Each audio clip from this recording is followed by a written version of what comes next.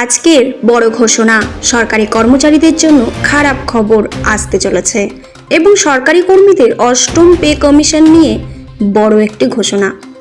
বহু প্রতীক্ষার পর অষ্টম পে কমিশনের অনুমোদন দিয়েছে কেন্দ্রীয় মন্ত্রিসভা।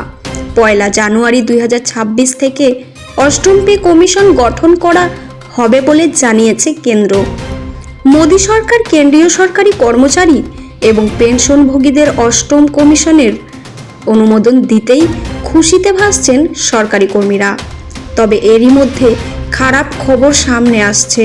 শোনা যাচ্ছে অষ্টম বেতন কমিশনের অধীনে কেন্দ্রীয় সরকারি কর্মচারীদের স্বল্প হারে বেতন বৃদ্ধি পেতে পারে। কোটাক ইনস্টিটিউশনাল ইকুইটিসের সাম্প্রতিক প্রতিবেদন অনুসারে আসন্ন অষ্টম বেতন কমিশনের অধীনে কেন্দ্রীয় সরকারি কর্মীদের 13% সামান্য কার্যকর বেতন বৃদ্ধি পেতে পারে। উল্লেখ্য, সপ্তম বেতন কমিশন বাস্তবায়নের সময় 14.3% বৃদ্ধি পেয়েছিল বেতন। অনুমান করা হচ্ছে নয়া পে কমিশনে ফিটমেন্ট ফ্যাক্টর 1.8 নির্ধারণ করা হবে, যা সপ্তম বেতন কমিশনের সময় 2.57 থেকে কম। পে কমিশন কার্যকর হলে প্রায় 50 লক্ষ কেন্দ্রীয় সরকারি কর্মচারী এবং 65 লক্ষ পেনশনভোগী উপকৃত হবেন। কেন্দ্রীয় সরকারের রেল প্রতিরক্ষা, ডাক, শিক্ষক এবং অন্যান্য পদের ওপর প্রভাব ফেলবে নয়া পে কমিশন। বর্তমানে কেন্দ্রীয় সরকারি কর্মচারীদের ন্যূনতম বেতন 18,000 টাকা, যা 1.8 ফিটমেন্ট ফ্যাক্টরের অধীনে প্রায় 32,000 টাকা পর্যন্ত বৃদ্ধি পাওয়ার সম্ভাবনা।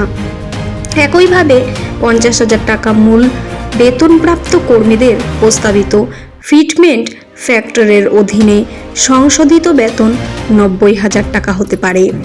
প্রস্তাবিত ফিটমেন্ট ফ্যাক্টর সামনে আসতেই সরকারি কর্মচারী ইউনিয়নগুলি অসন্তোষ প্রকাশ করেছে। উল্লেখ্য, সম্প্রতি অ্যাম্বিট ক্যাপিটালের রিপোর্টে বলা হয়েছিল ফিটমেন্ট ফ্যাক্টর 1.83 থেকে 2.46 মধ্যে থাকতে পারে।